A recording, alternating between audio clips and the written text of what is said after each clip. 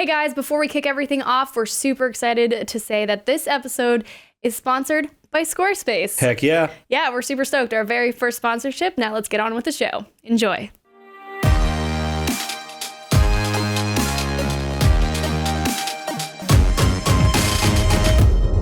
Hey guys, Everybody Games, we got our new set today. Oh yeah, and we got Shira Lazar with us. What's up? Jazz hands. Jazz hands. That's awesome. Totally Yeah, just good. watched Bring It On the other day, actually. Really? Yeah. Nice Went throwback. back to it. I was like, it's on Netflix. I'm gonna watch it because it's just nostalgic. It's like Yes. literally defined my teenage years. Yes. But yeah. So Kyle, what's up? Nothing. I'm like looking at all the cameras, like, oh my god, there's so many Yeah. cameras now. I hope We're they're all trying our new good. setup. Yeah, this Yeah. is totally you're our first guest with Oh my our God, freaking thank you. yeah, I'm so the honored. casual couches now. Yeah. I know. I could fall asleep here. It's pretty Yeah, good, it is right? a Sunday. I'm staying awake. I think I'm this gonna is stay way awake. better. I think this has been Way better. and I like that we're doing like we can take multiple shots. Yeah. And we can show I just everybody can't games see the every screen now and of then. that camera over there in the mirror, so I'm like a little anxious about it, but we're just Okay. gonna have to trust Let's it. just Yeah. trust. Let's go with the wind and feel it out. Okay, cool. Perfect. So yeah, what else do I need to mention? Patrons, everybody out there who's our Patreon patrons. We're how we so launched super this. thankful for that. Yeah, Oh. we were able to launch this show. Now we have a whole new setup. I've kind of been teasing it on Patreon. But yeah, we have our hardcore mode tier folks to shout out. So we have Steven Insler, who's actually no longer at the hardcore mode. we wanna give him another Patreon, shout out. But it's totally fine. What was that noise? Oh my God. The Oh my world's falling gosh. apart. But yeah, Steven Insler wanted to shout you out because you were a really long time hardcore mode tier patron. And it means a lot to us because it was a ton of money that we were able to put towards this podcast. So just wanted to thank you for still being a Patreon, of course, but for being a hardcore mode patron for so long. And then we also want to thank James Kelly and Jefferson West, who is they're both current hardcore mode patrons. So thank you guys. And that's it for shout outs today. Yay. I love people that support. Yes, and it's been Patreon's been really great. No. Okay, we're good. Whew. No one's tried to break in or anything. Some stalkers. It's totally fine. Yeah. No. Yeah. It wasn't. Maybe it was a ghost. I don't know. I'm still stuck on Haunting of Hill House. Oh, I'm not. My boyfriend wanted to watch that, and I was like, You're like, no. Are I you don't- afraid of like scary things? Do you watch? Yeah, I get in that mode where I'll watch it, and literally like all night I'll like wake up Oh yeah. any like noise. Yes. Yeah, because Oh, you'll be in that mindset, right? Yeah. Exactly. Even Handmaid's Tale. I'll Really? watch that, and I'll feel like anxiety throughout the night. Well, that Oh my show is gosh. creepy. Yeah, that show is creepy, and it also. I can't watch it. Yeah, Yeah. Kyle doesn't watch it. I watch it, and I'm not that affected in that way. Well, it has this but- like obviously negative, super negative and scary undercurrent and that's also connected to a lot of things happening right now. So I think it Yeah. just makes you feel like suffocated and feel really gross. I know. Yeah, because people, if you got a creative imagination, you're like, well, that's like, like 4 or 5 steps away from being possible. Yeah. And but it's also incredibly good. Like if you think of it as like a way like- to kind of warn us or be like, hey, let's not make this But it's happen. also good propaganda too. You're like the liberal version of propaganda, where you're yeah. like, this could happen. It's 5 steps Everyone away. beware. And, Yeah. and for clarity, like I lean liberal. I just say like when I think of it, I'm like, this is real convincing. I Yeah. know. And for me, I put myself in their position. Like, could I survive? Would I be one of the survivors or just die off right away? Like I start Right. getting in that mode, like because Yeah. of my, like, I don't know. I always put myself in someone else's shoes. And Yeah. that's where I could get very like my empathy, compassion side to me. And then I get very emotional and then I take on that heavy emotion. Burden and the Bur- feeling yeah. of being in that space, And like then- that experience. Exactly. And then Ugh. like I'm like going in bed being like, oh my God, why do I feel weird right now? Yeah. I would get killed so fast. Yeah, I'd give someone the stink eye and I'd be done. Yeah, you would probably just try to pick a fight with like a soldier, and you'd be like, "Nope, I'd get murdered so Murdered. fast. Right. Yeah. It's weird. I'd So be anyway, done. so yeah, scary movies. And way back when I saw E.T. when I was younger, like I had nightmares. And E.T.'s so What? sweet. Was And it's E.T. such a the sweet first movie movie. that scared the crap out Yes. of you? I remember mine too. I don't know why. I watched it. And then I had a dream about E.T. coming out of my closet saying E.T. phone home with the finger. That finger. The creepy finger. Yeah, the It's creepy finger. I don't know. Speaking of creepy fingers or hands, I used to watch Edward Scissorhands, or like the Was very that the first scary one for you? That was the first traumatizing one for me. I remember Oh. mine. It was Sloth from the Goonies. Scared Sloth, the crap out of me well, as a he's kid. a freaky looking dude. Yeah, but like, he ends up being so lovable. But then it's just like, still as a haven't kid, I saw that. That terrified me. that's one of those movies I still haven't seen. Yeah. Yeah, I always have like weird thoughts of someone breaking in. Like in a previous life, maybe this sounds so crazy. Maybe like I went through some sort of break-in thing because every time, like when I even lived on my own, I would put like a chair at my door in my bedroom. Oh, just to like make sure. Yeah, nothing. like any sort of creak or anything, and be like, wake Who's up. here? Yeah, looking around. Who's on my roof? Yeah. It's survival instincts. That's what that is. Yeah, but there's something weird about that. I mean, some people have it in them that they Yeah. get neurotic about those things. Maybe because I'm a neurotic Jew, my mom passed that down to me.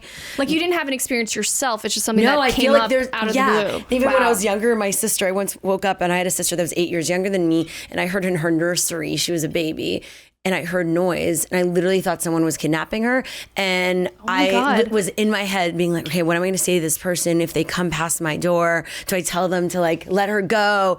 And then of course it's like my stepdad taking care of her. not even like, your- I'm Yeah. like crazy. Like I have these weird Oh, thoughts, man. Like fear. kidnapping, burglary, break-ins. I always feel like these paranoias are so tied in with having a creative mind. Like if you've got a creative Probably. mind, you're like, there's a noise. It's not like, oh, it's the building creaking. It's someone's come through the window. They're armed to the teeth. Like a they're lot of imagination, like thoughts Totally. goes everywhere. Like obviously to the worst situation you could possibly Yeah. imagine. I mean, this is so bad. So coming here, I was at the AIDS Walk LA this morning, and then I was out heading here, and my boyfriend's mom calls me, and she's like, it's like 11 a.m., and he wakes up early because we have a dog, and he's sober now, so he doesn't like sleep in anymore, but he's not hungover. Yeah. And she goes, have you heard from Bart? I'm like, no, I don't know. I guess I Why haven't. would I you didn't ask think that, about Mom? it. And Yeah. then she goes, yeah, I'm really worried because I've been trying to hit him up all morning, and I'm going on a flight and this, that. And I'm like, yeah, that's really weird for him not to like answer texts or calls or anything. Right. And by 11 a.m. and 12. Yep. So then I try calling him and texting him, and he's not answering for like no. 30 minutes.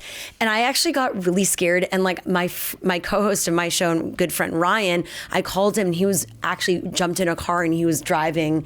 He went to drive. He started check driving on to him?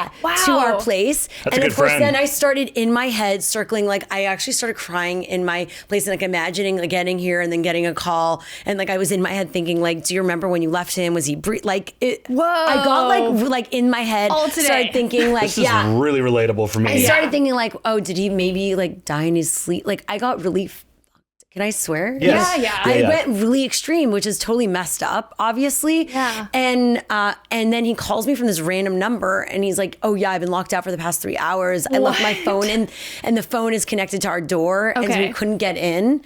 And so he called me my from gosh. the cafe he always goes to from someone's phone, the barista's Wow. phone.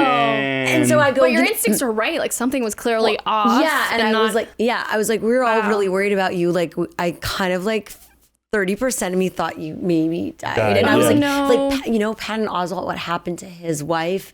no, I didn't hear the full story. I Well, knew like yeah, about like how he left her. He was going for a job and like said goodbye and like gave her coffee in the morning, and then like he came back and she was still in bed like dead. And so I was, I don't know, like in my head I go to that. Oh. to the worst It's possible. the worst case. That Well, makes like, my heart hurt. I know, Yeah. and I started like man. literally going Yeah. into a cry. I was then I imagined like I went 5 steps ahead. It got Yeah. really dark within like 5 minutes. Yeah, that is an imagination thing. Yeah, I mean, if really you think about I it. have the same things. Like if Yeah, but you actually had experiences that made you like trigger that, or yeah, like triggered those kind of So my sister paranoias. passed away when I was young. Oh, Not my young. God. I mean, this was shit. What year Like is it? 5, 6 2018. years It's like ago? 6 years ago. Yeah. So like I've had that experience where it's like you get a call out of nowhere and you're like, what's the weird call about? And they're like, go check on this. You're like, oh, it's no big deal. And you arrive and it's like something It is a tragic big has deal. actually happened. Yeah. So for me, when I'm like, when I get that gut feeling, I always just act on it. I'm like, Yeah. I'm gonna go check. I'd rather get there and look really stupid than not do anything and then found out if I had left at that time, I could have helped. Wow. Yeah, so- I'm sorry. Yeah. No, it's no big But that's deal. so Well, it is- interesting. Well, like how, I mean, that I randomly brought that up, but it like Yeah. opens up a whole conversation of what that means to each of us. And Yeah. even Yeah. my mom now, and this is so messed up, like my grandmother who I was very close with, obviously, and she passed, she was 87, so obviously lived a long life, but I was really connected to her. And it was like I was waiting for, you know, it's doomsday. It's like You're waiting for like, it. You're you like, know, it's gonna as those happen people one get day. older Yeah. and like every time I'd go to Montreal and be, you know, for a wedding, a family wedding, I'd dance with her and I'd be like, is this the last dance? Like I would Is this the last time have I'm gonna that see in her? my, Yeah. And so sorry, this has gotten really dark, this podcast. okay. No, It's totally we fine. we actually haven't had a dark conversation. I on mean, here. it's real. You No, know, it's like, real. It's raw stuff. and Death so- happens. And I always say, like, instinctively, I always go to things if it feels like we just feel like talking about that because I bet you someone listening is like, wow, this like resonates for me, right? Yeah. And so that it's important. But she passed, and she called me.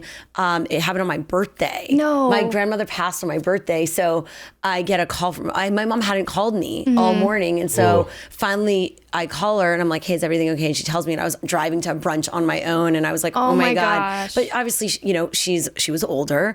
So, but now every time my mom calls me, like my heart panic. drops. Yeah. And You're if she thinking, like, calls who's me, next? Or, like, what's gonna happen? my grandfather's 92. So it's like, Or when my parents text me and they're like, oh, can you call us? And I'm like, what? Why hate that. Why can't you just text me? That. Why can't you just text me and tell me what's going on? Like, why do you need me to call you right now? And usually it's for nothing. Yeah, Like, exactly. I'm waiting that for say, the day. can you call me? It's not urgent. I'm like, oh, thank you. I love just you let so us know much. a little context. Or like my mom will call me twice, or like call me at 9 p.m. this time, and it's like midnight there, and I'm like, why are you calling me? Why now? Like literally, Yeah. my heart will. I have a drop every time, and I go, is everything okay? She'll go, hi. I go, is everything okay? Yeah, everything's fine. But she has this her voice sounds like she's out of breath. Right, like Always coming out of urgent. a bad situation or Yeah, something. and so anyway, but it's important that we don't jump to conclusions like that in life. But I think that sometimes when there's things that have happened, Yes. or traumas, or you have an imagination, and like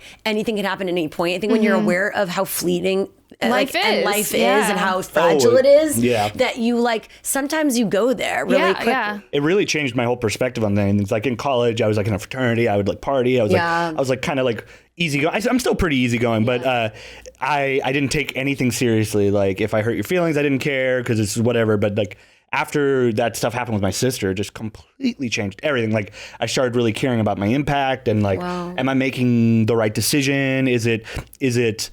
Am I doing what's best for me in the moment? Because I could die walking out the door. Yeah, are you like, living every day to the am I fullest? living? Am I making the right long-term decisions? Like, it really affected me in like the way I just everything. It was like such a huge shift in my mentality, and it's weird to say that about like a family death, but it ended up being positive for me. Yeah, and I got a lot closer to my parents. I got a lot closer to my my nephew. She had a son when she passed. I was always really close with that little dad, but I got a lot closer with my dad specifically and my mom, and like it's you kind of realize what's more important. Yeah, you stop tolerating stuff or like caring if people think you're cool or like because that's not important. And talking in about the it end, everything really is important. about who you're connecting with on a daily basis, your family, like people that matter to you. Yeah, and also you don't know when you're last going to see someone or like and so it's like we all get into arguments for this that, but I like to clear the space. I try to as much as possible, or let someone know, like, I know maybe shit went down and like things are awkward, but like I still care about you, and like, you know what I mean? Like you're loved, and like no matter what, like even if we had this little altercation, like you still matter to me. It's important not to hold grudges or keep that negativity or hold on to it, because you just never know. Like I went through a personal growth workshop where it was all about like, are there people in your life that if they died tomorrow, you would say, oh no, I wish I'd said something to them. Yeah. And so like we went through that exercise, and I try to, even though I went through it then, like something to think about every day are who are the people in your life that you've maybe, disconnected from or have that gap, and like that space needs to be cleared. And if something happened to you or that person, like you would feel regret. Yeah. Right. So like tell that person you love them. Just say like what the past is in the past, and like, I get to take responsibility for what happened, and let's move on. Yeah. I also think on the other side, it also, you need to know when there's people you just got to be like, leave, like get out of my life. Like the people that are just like, at no point are they ever, like, how do I word this? We've talked about this a lot, but people that like, no matter how much you give, it'll never be enough. Oh yeah. Those people you got to be, it teaches you that, like, just get out. Like I'm done. Cut them from your life just it's because not they're a hateful thing. It's just like you're not adding anything positive, and you're only taking positivity away. Yeah. Yeah. Like I appreciate you, but That's how it's I feel. not good for me. I feel like it's a little different from what you were talking about, but I just feel. But that is the other side. There are people sometimes in your life where you feel for some reason always drained when you're around them, or you don't Doesn't feel make yourself. You feel good. Like, I always say you're not they yourself. they dim your light, right? That's a good way to put it. So if you feel like your light is dimmed being around certain people, you get to make a choice, and don't expect that they're gonna make that decision for you. No, you never. have to make that you have decision. to be like, let's just call it what it is. Yeah. I still like appreciate you as a human and the impact you had on my life, but let's just. Yeah. And then hopefully that goodbye is like they're not salty about it or something. And you can control that, by the way. You can control that too. That's true. So maybe everything. go in and expecting that too. To be. I always send like people like that. I just say like sending you love and light. I'm not going to go out of my way to get in touch and all that. And there's like, and usually you'd be surprised, like the more you're connected to yourself and like really, I would say your higher power, or like your higher purpose, higher being, like you'd be, those people end up falling off even without, like they're like flies. Yeah. That's like true. Because you're energetically, all right, this sounds, I'm welcome to the woo woo. This sounds woo woo, but like if you talk about like elevated consciousness, like a lot of times when you're like bringing your vibe or your aura down, or you're like lowering your consciousness to like someone else's level, if you're being combative or it's defense mode, or like you have like one of those relationships with this person where it's very like it's based on maybe jealousy or scrutiny or negativity, that's like a lower level of energy. So you're always going down to that level of energy to like connect with them. They want to bring you down there. So if you just like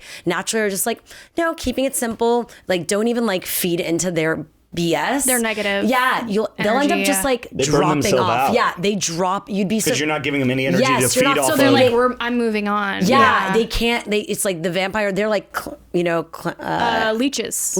Or like they're connecting onto you to like take that energy from you. But if you don't even give them that power to do that, you'd be surprised they'll just move on because they're not even getting a reaction out of you. That's true. And that's so true to like a lot of the internet trolls, like the kind of that energy is also very ingrained to social media. Has really taught me, because I work in social media, so it's really taught me like you will never make anyone happy. Like there's a phrase I like to say that's like, I say that because I just like tweeted it. So if anyone's watching, they'll hear me say it again. But it's you could be handing out bags of gold and someone would still complain about the weight. It's like you'll never make everyone happy. So don't even try. And like when you're experiencing someone who's being negative towards you, and you're saying exactly what I've done and what you've done in the past. It's like you say, I hope you have a good life, and I'm sending you a lot of my best energy, and then they're kind of like disarmed at that point, and they're not getting what they want. Maybe it's better also not to engage because they want that reaction out of you. But like usually when I say something like that, like I hope the best for you,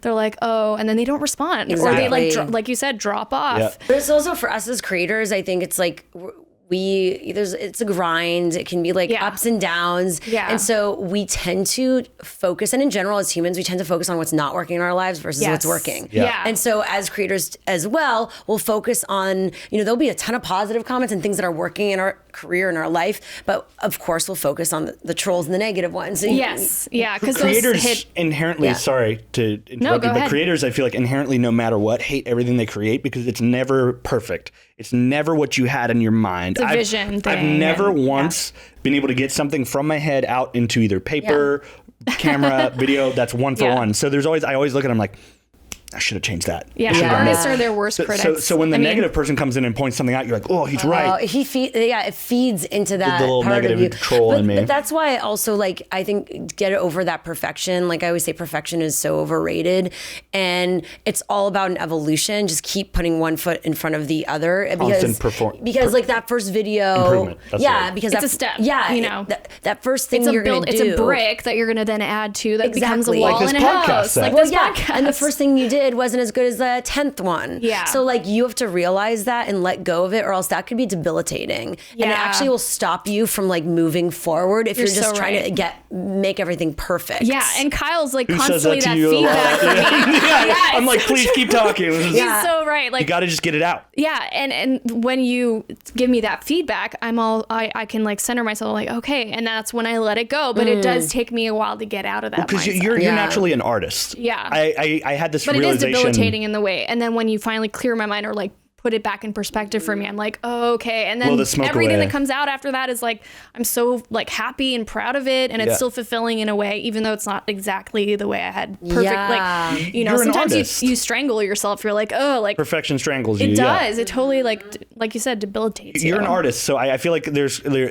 creative minds, and artists are within the creative minds subset, and artists are very perfection oriented, and that's why they hate their work. For that. They seek at, like, I know when I'm looking at other people's work, I'm like, I need to like get to that level, or you're all constantly comparing yourself to other people. Well, I think that right now, I would invite you, and I think it's something for me too that I try to do. It's like compare yourself to yourself versus other people. Yes. Like level up from where you are. Yeah. If you're constantly looking at what other people are doing, it's like Well, it's like a hamster on a wheel. Yes. Yeah. And then that also gets really overwhelming, and it's a confidence sucker. It is. And like, Oh, yeah. So Because you're like, oh man, like I didn't even get to that point, It's and so- it's only my first drawing, and then at that point you're like, well, this is pointless because I'm going to be making multiple drawings. Like, why not just try? Yeah, it's also like abuse, like self-abuse. So Yeah. you're talking about like you're abusing yourself by Yeah. constantly having that negative voice in your head of Yeah. like comparing and contrast like you to other people. So I found, and this doesn't mean like your work will be the best this journey, but I think for me, comparing yourself to yourself and always raising your bar as it relates Your to own bar, you, yeah. that helps you, and it also helps with your happiness. And if you're happier, then you're going to create better stuff and be more open. And like it's like a domino effect. Totally. And it's the same vice versa, like in the negative side of that, where Yeah. you're just like, Spiral. you spiral down into yeah. the most negative thoughts. And it does. You're fighting yourself, and Constantly. So just to constantly being reminding yourself, like, hey, this is about the journey. Like I'm enjoying this, like try to take joy in the experience.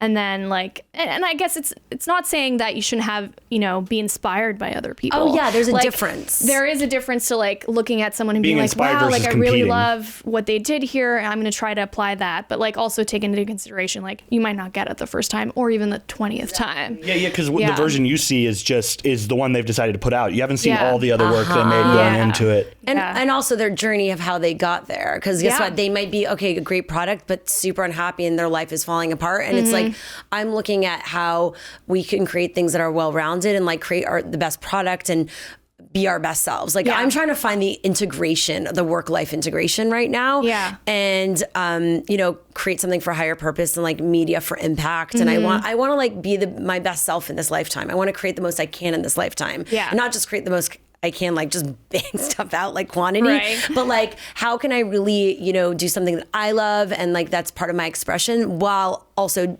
doing it for, someone else's impact to inspire or inform or entertain. And make money. And make money. Abundance is very important. Yeah. I make money, but part of also making money is that I could obviously support myself, but then I could hire other great people. That's what we try to do. Try to Shout connect out with to people. Piz and Evan and Kat. And so that's part of it. It's like, I think that if you're just making or looking at making money just for what you get to have, like that also is a limiting thought, like way of thinking. Yeah. Yes. And then that also gets you in a place where you're always just trying to grab on to anything That'll get you to that and you'll be dollar unhappy. amount But if you're fighting for something that's bigger than you and fighting to like build something like and gain money and abundance and fulfillment, and like because you want to hire people, you want to give back, you want to create a fund with it or invest in others and the possibilities of as you make more money you could do more, give more. I feel like that becomes like a mission that's just not just for you but for others, and then the universe kind of gives back to you because you're not just like living in your own bubble. You're not just consuming. Exactly. All right, we interrupted our little podcast for a split second because I want to talk about something really cool. We are sponsored this episode Bye.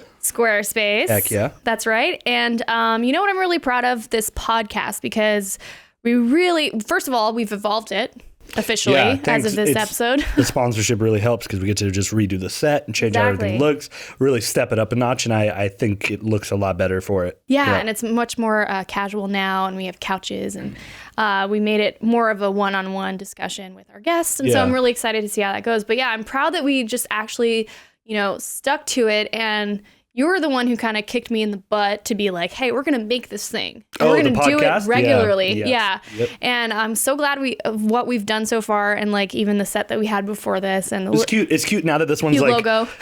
Well, we had to like really, evolve it, right? Yeah. And so like that was a learning curve. Like we had it a certain way, yeah. and that worked, and that was its own thing. And now it's like taking a notch up from that. And I think what we need next, which, I think we really need to focus on some aspect of this that's like for the outside world. So like, get a merch line and get us a website going. We need a site. Yeah. That's right. And so it's kind of the perfect setup where Squarespace actually came into the sponsor episode, but that's literally something we've been thinking about and talking Getting about a site. lot of. Yeah. Yeah. And so I'm super proud of us. And I think that that's like a next step for us.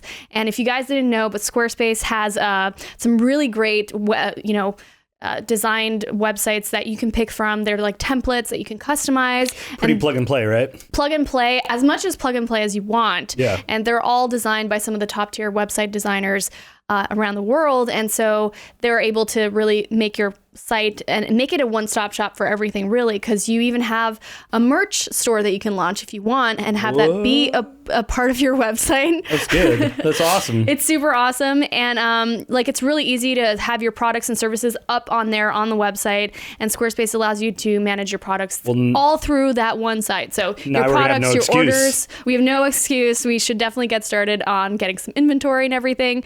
And the other aspect of that is that they have an award-winning 24/7 customer service. Oh, is it an actual person on the other side? It's an actual so person, good. and for me, it's so important because I for one love speaking directly to somebody with any business that I deal with, and so especially for something like a website where I have a lot of questions and I'm not that agile when it comes to internet stuff, except for like social media, but like making my own website's a whole other endeavor. And if I need a helping hand, it's good to know that they're there. That's awesome. Yeah. That's so, go to squarespace.com, guys, for a free trial. And especially because this gives you 10% off.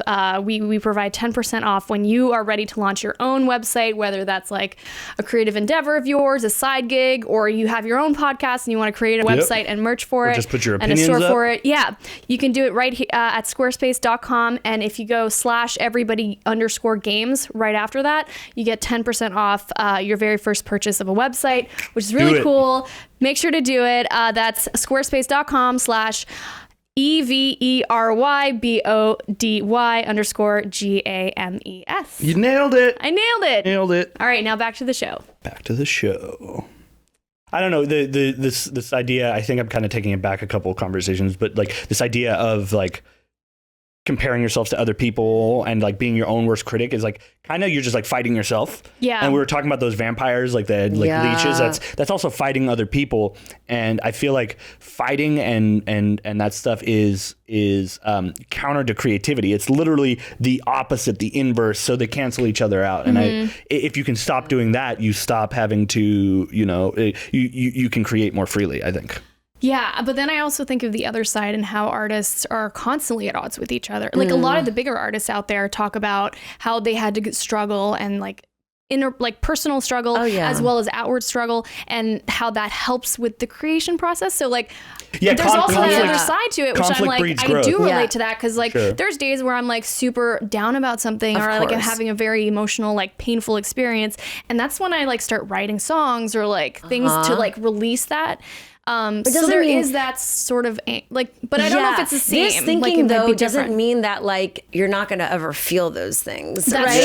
true. Like, that's true. Like life happens. I just wanted to bring that other side to it. And I agree, because challenges happen in life. I'm like, or just like, listen, I have bad days, or days like once again where you're like you're on social media with like physical like chemical things happening to us. We're like human, biological, but it's like what we do with that. So I think what like artists, our hormones will affect us some days and others. Oh my God. And we have to like let it pass through us. Yeah, and kind of that idea as well. But like I agree. I think that as artists, the most growth, or as entrepreneurs, whatever, business the growth women, the growth that is had happens in challenges. Like when things are just going smoothly, you have all the resources in the world, all the money in the world to do whatever you want. That's always when I'm like, when something's about to go down, shit's about to go down. I was like, I'm waiting for it, because whenever that's happening, you're in a comfortable space.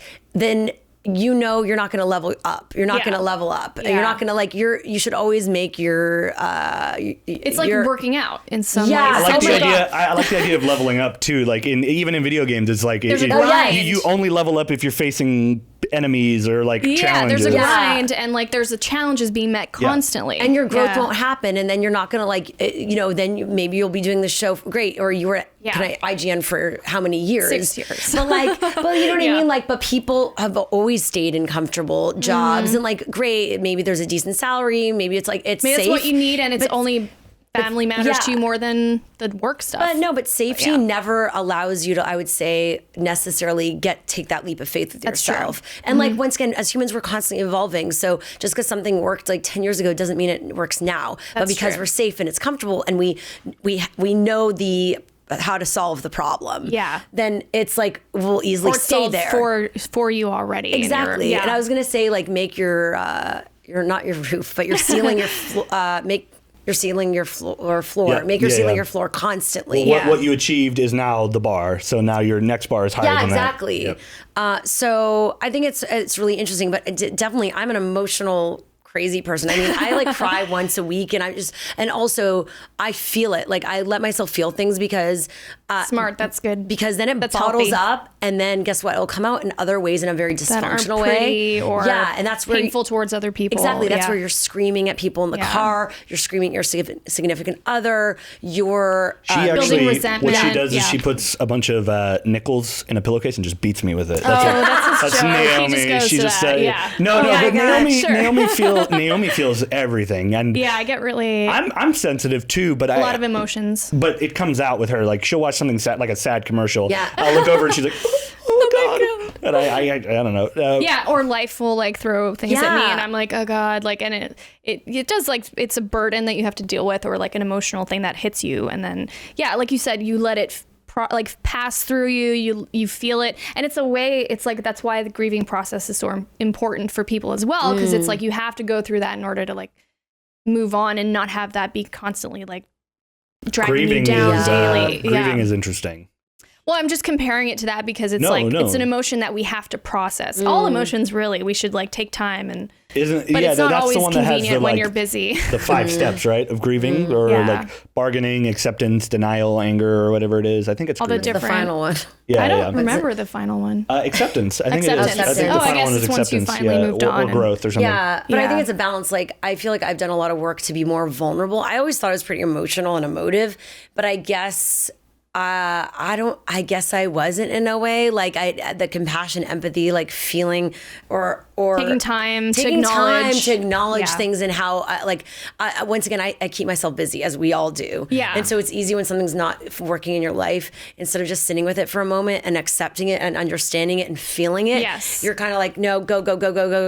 Well, that's just a distraction too. Oh yeah. Like at that point, you're just distracting and you're not taking time to like acknowledge what's actually going on in the deeper levels of your psyche. That's where letting yourself just go, and like right now I feel a lot, but I think part of that is also being a creative. It's like it's a mixture between being a woman, being open to vulnerability, and then when you're creative, like it's personal. Like everyone tells me it's work, so don't take it so personally, but when I'm throwing myself into my work, part of what makes my work you're emotionally connected. But then I need to turn what's the tension that I have, and then when I'm trying to learn and trying to be at peace with is what's in my strength for what I do in front of the camera, turning that off when I'm dealing with the business side. Yeah. Because like I know people want me, but then do you really want me? Because this is who I am. Yeah. Well, business is also naturally conflict. And I hate that. Yeah. It is. It's so counter to creativity. Like it goes back to that like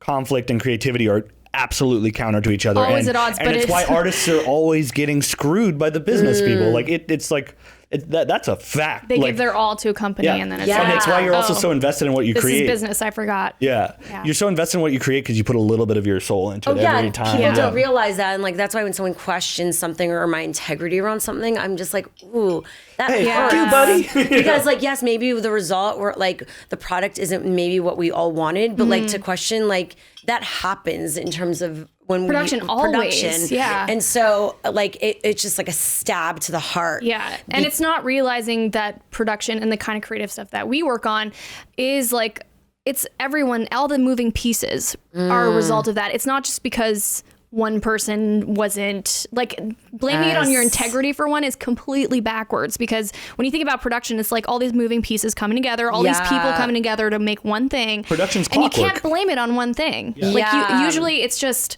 you know, collaboration the is way that I think like about these projects is, and it's also, it morphs into its own thing on its own. Like it's hard to, like, you can direct the beep out of something, but it's not always going to be the exact vision of one person. You know what I mean? Direct the beep out of Like something. a script, you know, will always come and so become wholesome. something else once it reaches the point of actually being shot and directed by someone. I love collaboration. I Me hate too. when I'm in an environment where they're like, we're not into brainstorming collaboration. I'm just like, okay, good luck. I love collaboration, but Yeah, to a certain extent. I hate painting by numbers, and I hate design by committee.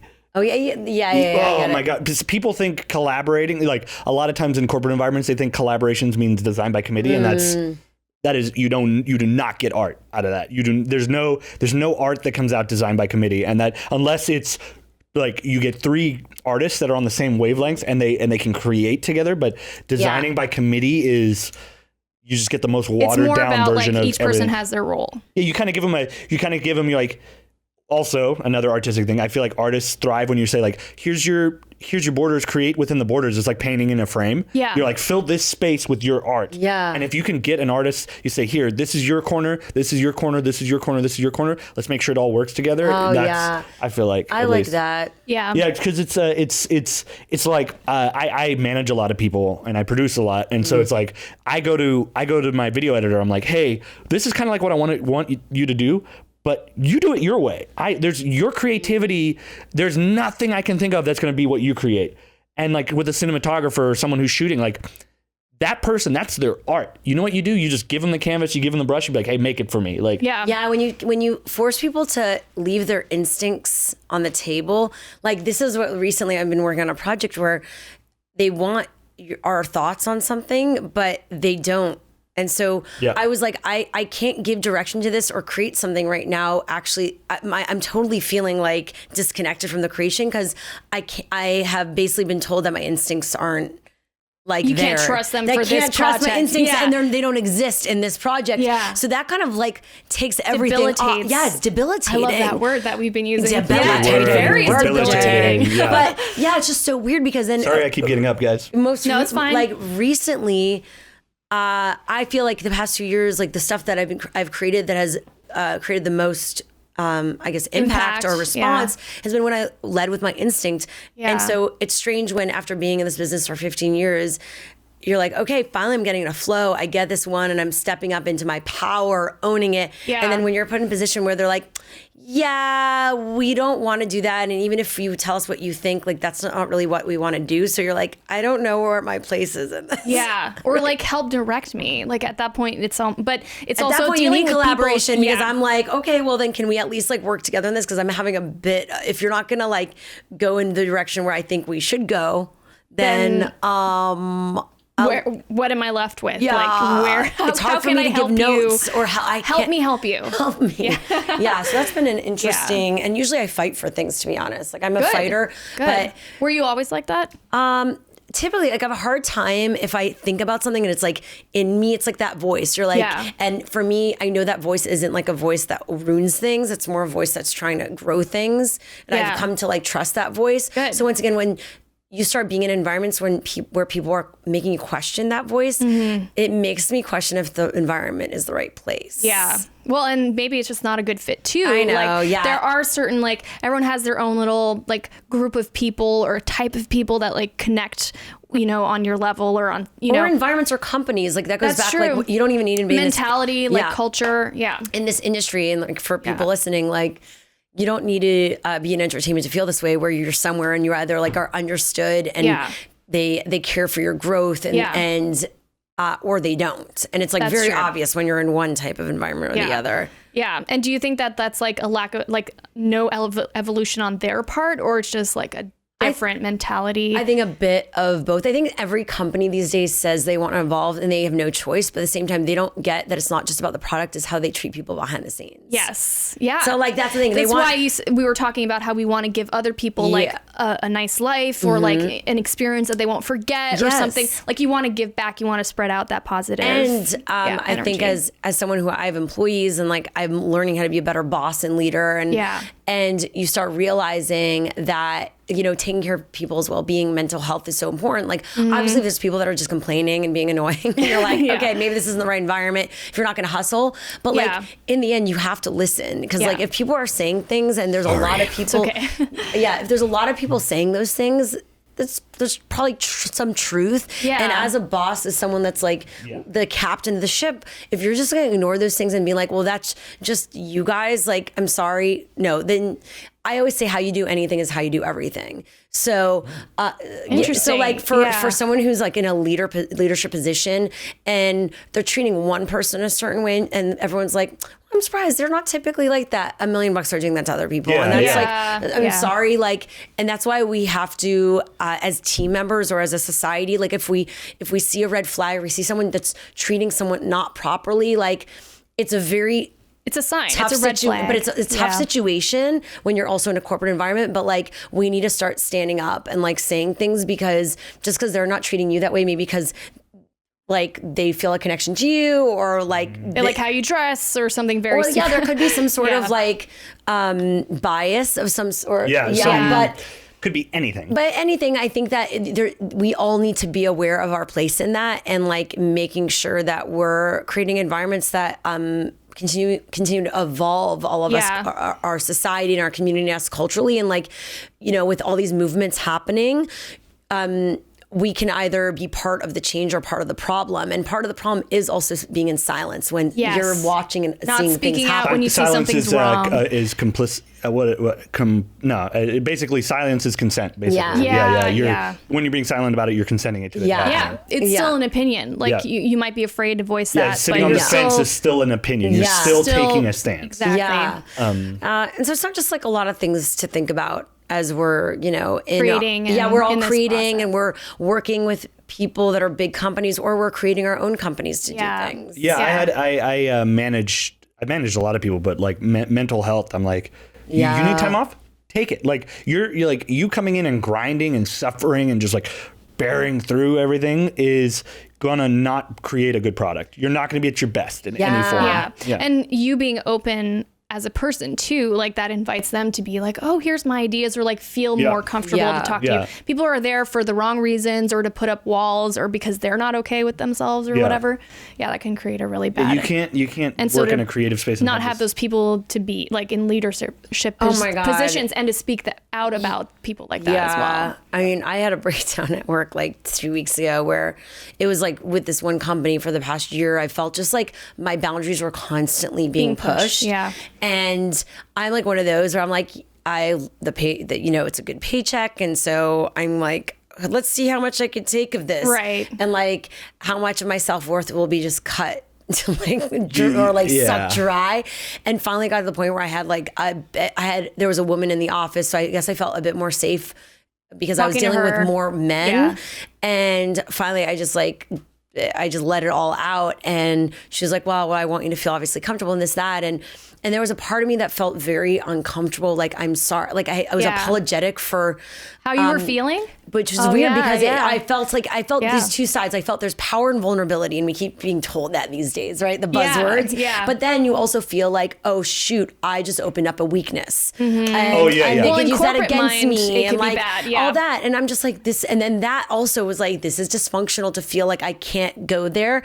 And then we're all human beings. We kind of forget that. And I feel like I'm a pretty happy-go-lucky person. Like you said, I'm you came all the way out here on a Sunday. You're the best. Full, so I'm like, I appreciate that. But I was like, if you get me to that point, there's something going on that's a real thing. And I've been once again in this business for 15 years. Like, I'm not green, but I'm always learning. Yeah. And if I'm in a place where I'm like, there's something off here, I was like, this is something real to take into consideration. Yeah. And obviously, you know, if an environment's not right, I also have a choice to opt out. Like I don't need to continue to put myself in a place that's unhealthy. You don't owe anything to anyone. Always opt out. Yeah. But we don't realize, like, we forget it's easy to be in victim mode. So I'm also like very aware of like, am I being a victim right now? Because in the end, like I just can easily opt out as they can.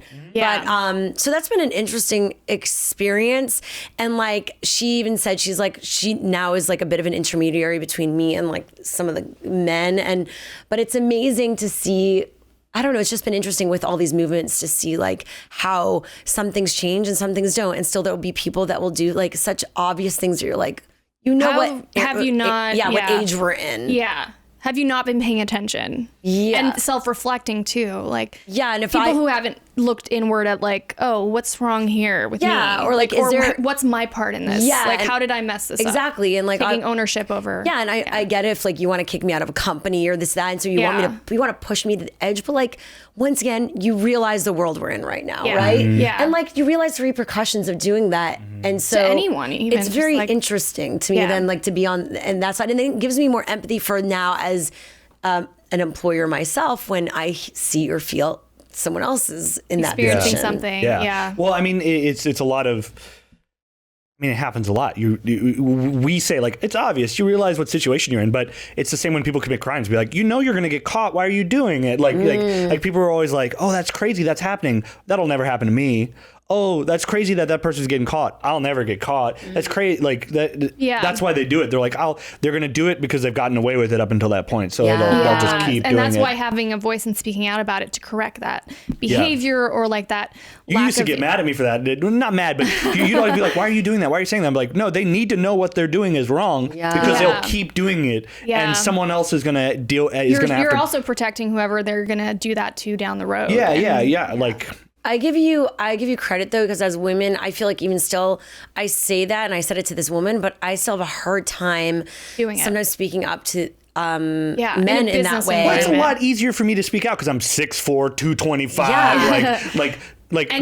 I'm also not like this big tough guy. Like I don't want to go fight people. You also don't care. Like this week I was talking to someone on my radio show. We talked about this. Like I can't, like people pleasing. Yeah. Like sometimes I wish I didn't too much care. Of yourself. I didn't. I would sometimes I care so much, and because I'm a creative and because I put myself into something, I make it personal. Yeah. And so when shit goes down and I need to finally be like, no, this is wrong, this, that, it's so hard for me because I like want them to like me still in a way. Well, you're fearing the repercussions of like what they might think of you or like, will I lose a job over this? But like it's like, who cares? I don't care. In the end, it doesn't matter because they've pushed your boundaries and you're like people need to have boundaries just because of those people who don't like realize that they're not being fair to another human being. Yeah, for me, like I don't really care, and like it's also with these other people. I'm like I've been me my whole life. Like I know how I am. Like I know how I am. I know how I'm going to be. Like if you don't like what I'm doing right now, you should just get the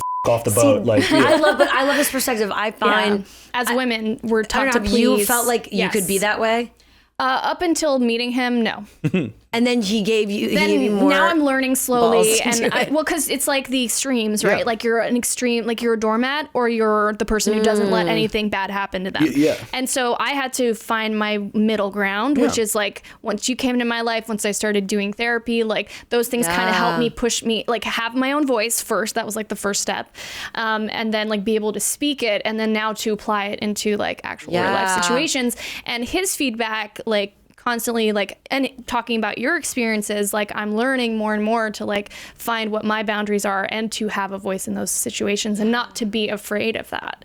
Even though it might be scary, actually, I still like try to push myself. Yes, I'm always of the mindset it's like you've literally are you alive? You're breathing. You've survived everything that's happened to you. Yeah, that's true. So nothing that's going to happen to you is going to break you completely. Right. And if it breaks you completely, then you're going to be reforged stronger than you were before. So another great saying. When fear's around, you know the teacher is in the room. Yeah, that's really good.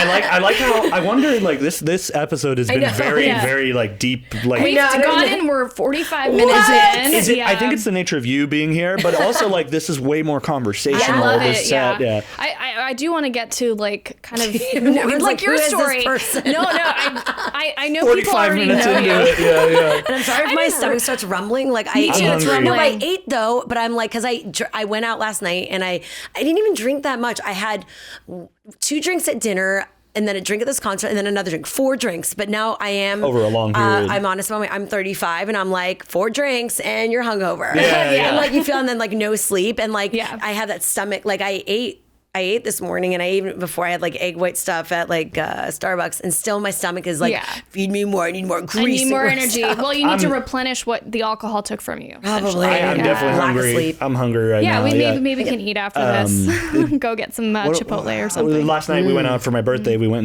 and got some food and drinks at this place, and we Yeah. had some alcohol last night. Yeah, I had this like what was it Tiki called? drink. It was tiki yeah, something. The Banana. shit is bananas. It was called. Yeah. It was great. But yeah, it was a really great restaurant. You picked it for my birthday. Yeah, I did for your happy birthday. Yeah, I turned 30, so Yeah. Baby. I'm young. He's Yeah. old. Yeah. We're little babies. Yeah, but it was funny. She was like, "What do you want to do for your birthday?" And like normally I'm like, "Let's go, like let's go party or like be lazy." Or I'm Yeah. like, "I want to be productive. Like let's like." Literally, we worked on this yesterday. making the set. setting Yeah, this yeah. up. I was like, I want to This be is the productive. new era, the It's new 30. decade. Yeah, Yes. yeah, that's true. Right? Yeah, it's a different It's like mentality. 30. Yeah. Well, I would say in your 30s, it is that balance. Like you realize you can do the both ends in a way. Yes. Like you could have a night where you're going out, but then you also do something productive. Like, and you need to find that balance because one extreme or the other doesn't work. No, and you can't just do like the productive thing forever. Like your Yeah. body literally won't let you. Yeah. and you need to like go back and be like, what am I going to treat myself to? I also and, like, learned that I really I'm gonna enjoyed pamper it. myself, or I'm going to like do something just for me Yeah. and not for the work part. I just learned that I enjoyed the productivity too. Like I'm really enjoying like setting all this stuff up fulfilling. and shooting Yeah. this and like keeping an eye on the cameras. Like that stuff's but fun then you're for gonna go me. play Yeah. a video game for 4 hours with your friends Yeah. to like Yeah. balance it out. Yeah, and you'll be there too. You play with us. She's like we playing 4 hours with your friends, but No, I'm she's gonna be in there. the channel playing with us, I cursing wasn't at people. excluding myself from the friends Yeah. group. Okay, Yeah. good. I just want to make sure. You know, like the more things that you have on your list or like to do, and the more of those things you actually cross off and do, it Yeah. actually builds your self-confidence and Yes. self-worth. When you Like, oh wow, I did something. Exactly. The more that you either you don't do what you say, you actually start like losing your confidence. Yeah, and you're So- also thinking like, oh my gosh, I still haven't done these things. It's a Yeah, you burden feel that like you're crap. carrying. Yeah. So I want to know more of your story a little bit before we like end this Just be like, podcast. "Fuck, We're almost done. Yeah, we're Yeah. almost done. So we'll yeah. do the one-on-one dating. It's like speed dating. Yeah, like, so I guess I want to know, because we're both from Montreal. Yeah, that was Canadian. kind of our connection. Yeah, Yes. we're both Canadian. So, like, if ever Handmaid's Tale happens, we're just going to, like, I know, go back to PC. Canada. Go to Canada. Which I was about to say at the start, but then I forgot. But yeah, so how did you, like, was this always your calling? I mean, it feels like it is, because it's what you do all the weird. time. Yeah, like I was acting a lot in Montreal when I was younger. I was always performing. Yeah. And then because Did I you started, go to school for that? Well, I was in theater. Well, I was going to regular school, but I was definitely Right. did a lot of theater and all that. And Where then did you go to school? In? St. George's in Montreal. Oh, Yes, yeah. So Very we had a big popular. theater program. And so I started auditioning when I was younger in Montreal. Like there was a lot of shooting happening there at a certain point still because is. of taxes and all that. Yeah. and also like a huge modeling yeah. fashion industry that I kind of was in before moving here. But Totally. So, but then I was auditioning and I just like hated the process, and like my stubbornness came in of like feeling like I don't like other people having control. And so then I went into like thought I was gonna be a director for a second, and then I was like, no, I should not do that. But then when I went to Emerson College in Boston in communications, Oh, so you moved to? yeah, I went to Wow. Emerson in Boston before coming out to LA, and Cool. that's where I was doing like production. But then we'd have a lot of extracurriculars. Like they're known for having a lot of like professional extracurriculars. They have a better TV. That wastes your time. Yeah, no, people like we have we're all nerds. So Okay. like we would have better studios than like the local news stations, and we Oh, were creating like wow. TV shows. So I had Wow. like the college version of The View called The Ladies Room, and like my gosh. I was doing all this stuff, and I started realizing like, wow, I love this on air stuff, and I like became the host of their morning show. You have So- the voice for it. I appreciate that. Yeah. It got lower. Oh no, when I came to LA and I was trying to do hosting, Mm-hmm. my first reel that I ever did, like video reel sizzle. And once again, this was at a time in 2004 before YouTube. You know, Right. before there was even social media kind of. Totally. Like, There yeah, There was it a world around. before YouTube. Yes, I Yes, came there up was. where like I would say I'm like one of the last where I had a foot in like what our old traditional system was, and then in digital I saw the beginnings. And Yeah, when I came out here, it was I was creating a reel, and my first reel, if you look back at it, I literally have a chipmunk voice. So thank you, I appreciate it. I have a chipmunk voice, but like my normal talking voice would be here, or maybe not as low. Can you replicate it for the podcast? Like, oh my God, I can't even. It was so high. I was like, hey, it's Shira. Welcome to this. Oh man. Yeah. And now even because women's voices, when they get nervous, go high. Yeah. And so I actually I would be auditioning for MTV and all these things, and I had friends that worked there, and they saw my audition tape, and they would be like, Shira, your voice gets like really randomly high. And like, you're really awesome. How you actually sound. You're like, I love your talking voice. Why does it change? That's so but good. if you see people that are pretty green, you'll notice their voice changes. Or like I was like that at the start for sure. Yeah, I'm like, I'm gonna be a host and I'm gonna talk like this. And it took me, I would say, like 10 years to get to a place where I was like, it was my regular process. voice. Yeah, like it took me, I'd say about maybe 5 years, like really to find my groove and kind of my voice my for first content. like solo on camera was when I did the thing about the fact that I actually liked Batman vs Superman, and I was like, I was really tired. I was like kind of depressed at the time, and I'm like. And also, I was like not used to being on camera alone, so I was like very trying to be like very like stone faced, and I was like, I just really like Batman vs Superman. It was like it's so bad. I cringe about it. I still have that opinion, like, but it's just like the video. Oh my God, so bad. It's weird. Like it's weird how we put on different personas when we come on air, even though we should just be ourselves. But like I would always hear that, but I didn't really understand what that meant. Yeah. And so so I was always doing that, and like even in high school when I had to do a presentation, I would do a video of me interviewing someone about the subject. Whoa, isn't that crazy? Yeah, and so it's always been just kind of your. So I always loved interviewing people. I was always curious about people, and I think through my work and just my general excitement, and enthusiasm, like.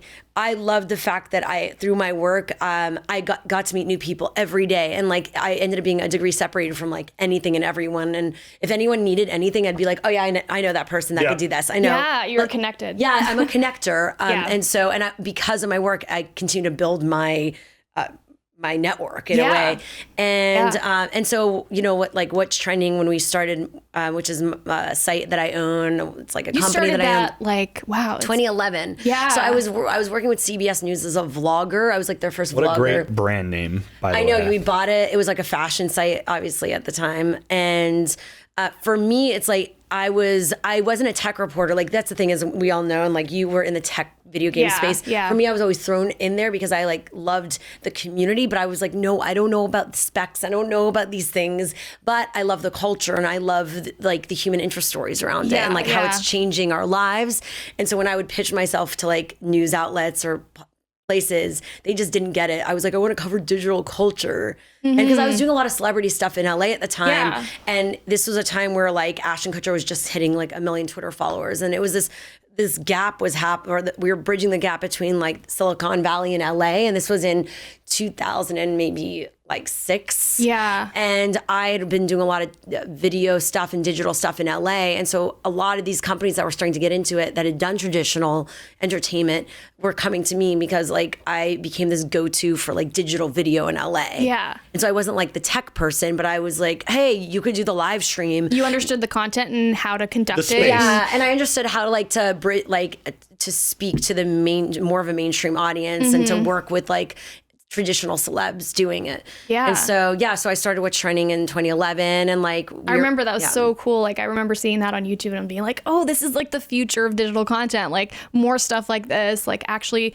like bridging the gap, like you said, between traditional and like digital stuff. Digital is such a the space itself, if you don't get it, you're gonna fall so hard, so flat like, on your face. Like I've worked in like through the career, like you work with production crews or people that come from the traditional linear space, and you're like, wow, everything you're doing is so polished and it looks great for TV. Yeah, and of course what we're seeing on Facebook and all that is definitely polished, but I think there's different ways to do things, and it depends on like what your goal is ultimately, but there's not one way to do something. No, ever. And so like, I think that some of the high quality stuff we're seeing on digital is awesome, and it works depending on like the type of story you're trying to tell. And the audience. But then like day-to-day content connecting, like there's all different types of storytelling, and you just have to be aware of like what's the best what's the audience, what's the goal, what are we trying to create, what's the why, and that changes then how to disseminate that, exactly. and how to let it propagate around the internet. Exactly. Like how do you portion it off to where what you're making is going to work well on Twitter, and then it's going to work well on Facebook, and it's also going to work well on YouTube, then Twitch even, so much. So what's trending? So what's trending? Bill, we started with CBS News, and I was telling you before this, like we had a very public split. We when we launched, we were one of the first like broadcast quality live streams on the web for the people by the people. Yeah, and it was really like revolutionary at the time. And we were bringing on on air all these people that you would follow on Twitter, but you wouldn't see on camera. Yeah, and we were giving them a spotlight and a voice and a platform.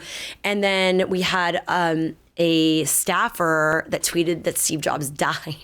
Oh, what? It was like a call that came into the news station or the station. I was there and I was running into meetings. So I told her about it and to like handle it, get it out there, thinking that she would verify it. And she didn't. And she just posted a tweet saying Steve Jobs died. More updates soon. No. And luckily it was like the bell had closed on Wall Street. Oh my God. Because that could have I could have been part it could have really messed up their stock value. Whoa. Yeah. So it in a way bad situation, but the best of a bad situation. Yeah. Wow. Oh my gosh. Is that what caused the split then? Yeah. So basically it was 9/11 weekend. That is a pretty big.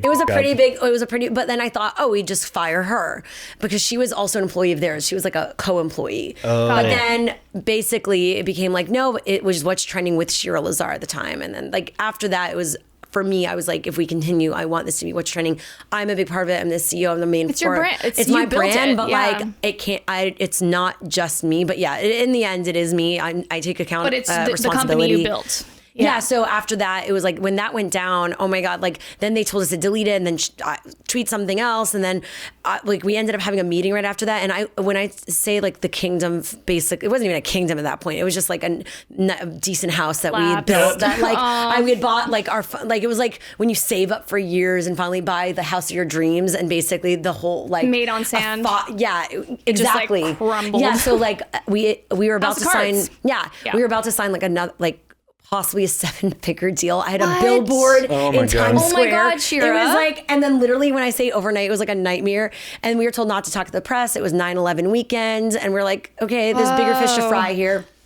We're not going to do anything. We're in New York at the time, flying back in the morning. And then that morning, our site's from cbsnews.com is being redirected to our Facebook page. And I'm like, all right, that you told us not to talk to press. Everyone thinks there's some sort of conspiracy theory happening. We knew something about Steve Jobs or I don't know. Right. And I'm like, what the hell? And they're like, well, put together an email why you think we should not do that. I don't know. And we're like, this is getting really weird. So I'm on the flight. And at the time I was in another seat. I don't know. This is so funny. I always say I was in first class. My boyfriend at the time who co-founded my company was in coach. He was pushing. No, because I was there for another job and they flew me first class. But imagine you're I'm in first class. I'm on my laptop. We're communicating via chat because he's in the back and I'm on Hootsuite or TweetDeck or one of those Twitter things. And out of nowhere, it's breaking news. Shira Lazar fired by CBS News Hollywood Reporter. What? Oh my God. So basically someone basically told the Hollywood Reporter that I was fired. They totally threw us under the bus. I'm sitting there and next to me, there's a person and I'm basically bawling, anxiety attack. He comes running in, we basically are hugging each other, holding each other while I'm crying, in the middle of going to the bathroom. Or, we land. Hallway. We basically land. We're getting in touch with everyone at this point. Our bosses at CBS News, our lawyers, agents. We're hey guys, what the hell? We need to do something about this. Team call. No one's answering. Everyone's running in the corner with their tails behind their legs. Oh man. And we land and we basically get a FedEx under our door, being cutting the contracts. Literally that. That's a movie waiting to happen. It was a breach of contract, and then I'm is this a joke? We literally was a nightmare. We're horrible. How is this our lives right now? How did we put so much energy and effort? And then of course on Twitter, speaking of trolls, it was imagine you're talking about the Jesus God of culture. Everyone thought that I tried to bring him down or that I was stupid and tried to say something and clickbait people. So people were good luck getting a job again. And in journalism, all you have is your your reputation. And I'm I'm never going to work again. We had jokes on those guys. Yeah, we had all these sponsors that were pulling out. Shirt hitting the fan. It was crazy. And so and we at the time I was friendly with Mark Cuban. And so we literally hit him up, and I was like, and my boyfriend also hit him up, like, Shira's really having a hard time. Like, did you see what happened? And he was flying in to do Shark Tank. And so we met at the SLS, and I'd been crying all day. My eyes were like so puffy. Oh my God. And he's like, you've been crying a lot, haven't you? I'm like, yeah. And he's like, listen, I could throw you on HDNet, which was like his network. He's like, if you need a press release for Monday, we can do this, but I'm not investing in the company. Like, it's not a fit. And like, I don't believe in investing in content really like this. But I'll help you if you want. I'm going to just give you a bad deal. And I'm like, okay. That's real. That's real. That's real. Yeah. You know what I mean? And so then he was like, he goes, are you passionate about what you're doing? I'm like, yeah, if we weren't doing this, someone else would. He's like, so you're telling me you can't figure it out and raise $50,000 or figure out how to get out of this? Yeah. I'm like, all right, well, and then we just like hunkered down, kept our heads down, and like everyone wanted to do like an exclusive with me. Like I could have gone like a New Yorker profile of like, oh my gosh, and like all this stuff, but I just didn't know at the time. It was so, once again, against my integrity. Like people didn't understand. It wasn't like I was trying to get attention. It was like, I just love what I do, and I want to like do the best I can and make an impact. And like, for me, there was nothing more to say. Someone made a mistake, and there was like no more to say. Yeah, and it was like just a mistake. Yeah, and I also just wasn't in my. I guess I was just like feeling so horrible about it, and I wanted it to go away as quickly as possible, because for years when you Googled me, it was like Shira Lazar fired. Oh my God. That was like the first search result. So it was Shira Lazar fired and Shira Lazar feet. Oh, I know, the internet's obsession with feet. Stuff, yeah. So it took a while to get out of that, and it was like my shadow. The feet thing about. I know, it's a fetish. Yeah. So, and then we just like, we kept on going, and we built it as its own company. And then, still many highs and lows. We never got around to financing. We built the company. It was a show. So we never built it as a company. And we just like continued building a model, I guess, or whatever we could as we were jumping out of the plane, like building the parachute. The wings on the plane. Yeah. And then my significant other, who I had started the company with, left.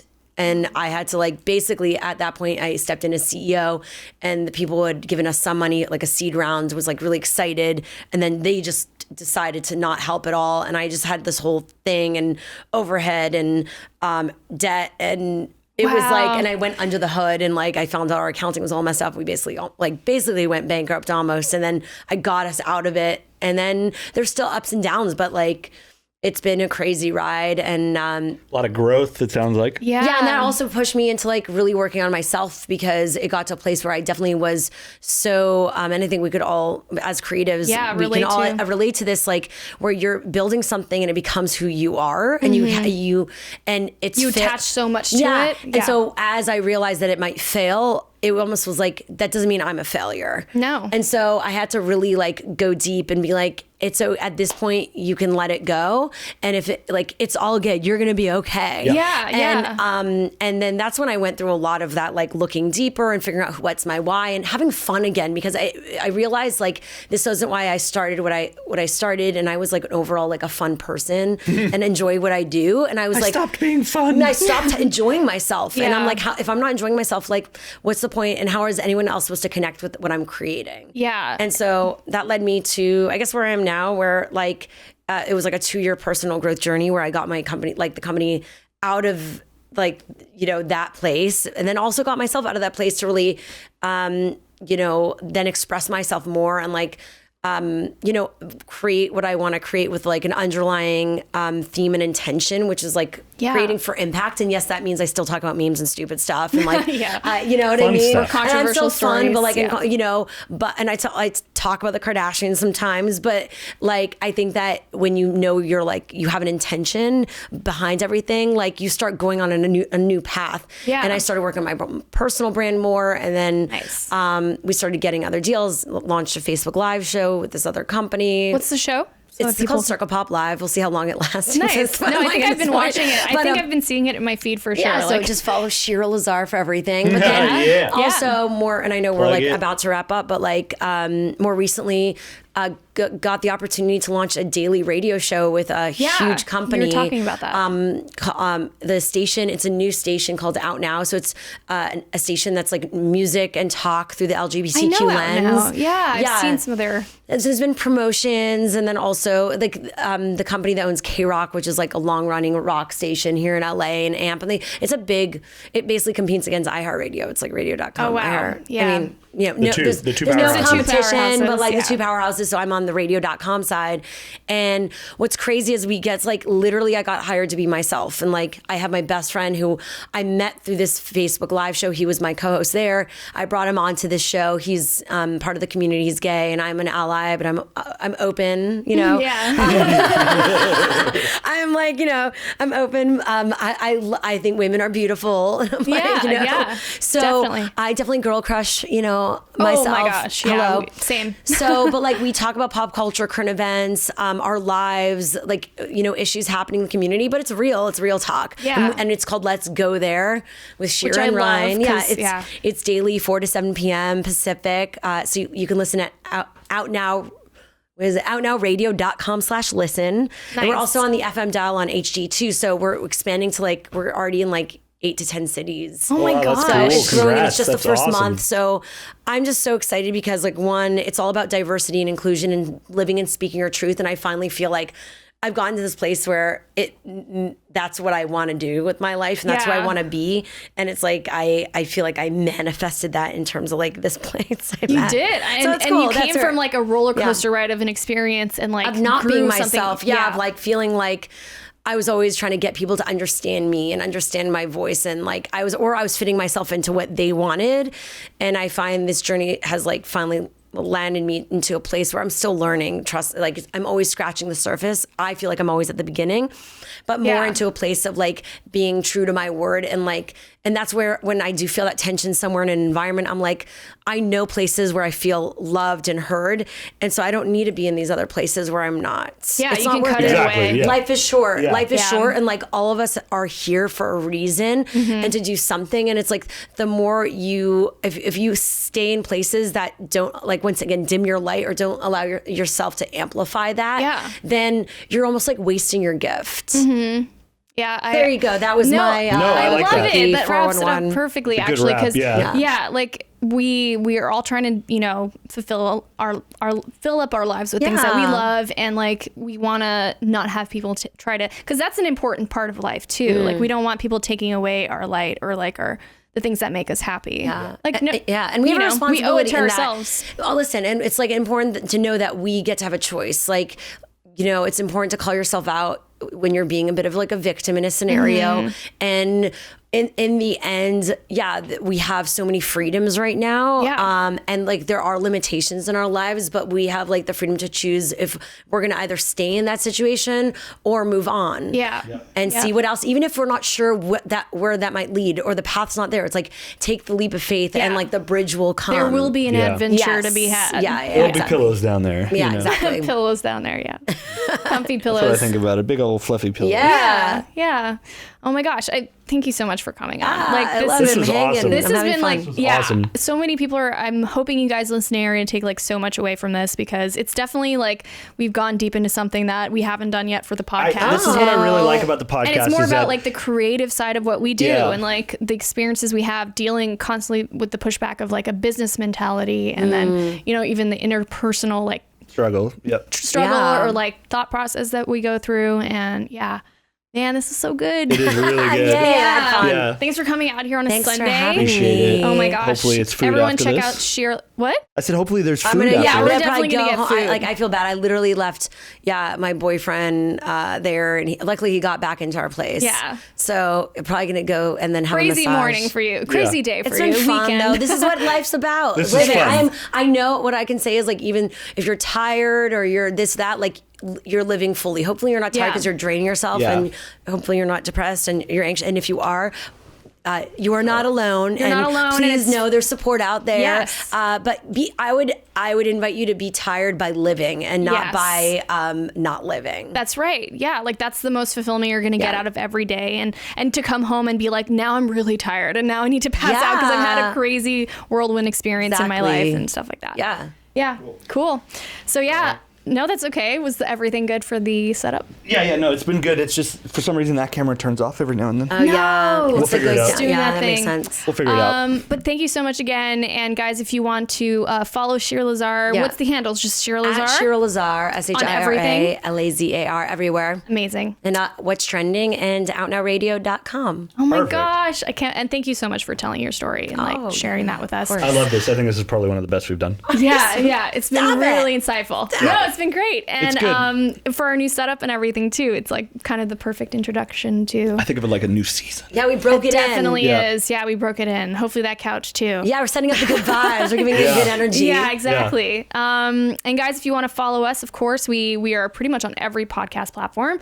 You're watching this on YouTube. If you're watching this, if you're listening, well, thank you so much for tuning in, and we'll be back with another episode very soon. Follow us on the socials as well. Everybody Games. Bye, guys. Bye. Thank you.